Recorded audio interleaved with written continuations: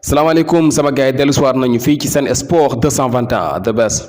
sport channel. Sénégal ak Guinée-Bissau war a jouer ci kanam tuuti fi léegi minutes yi néew ñu gis na 11 de départ bi génn na muy 11 bi nga xamante ne ñoo war a départ ci match bi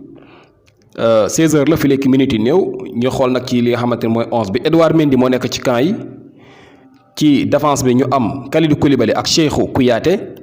ci latéral yi ñu am Moussa Wagué ci droite bi. am Youssouf Sabaly ci côté gauche bi comme ni mu demee woon ci match aller bi digg bi nag am na changement Franck Kanouté mooy ñëw ci place su Salif Sané nga am Pape Alioune Ndiaye ak Krépin Diatta ci attaque bi ñu am Sadio Mané bokk Ismaïla Sarr ak ki nga xamante ne mooy Boulaye Dia. kon bu ñuy xool daal 11 bi nga xamante ne moo joué woon ci match aller bi am na ñaar ñi nga xamante ni changé nañ leen muy Salif Sané ak Habib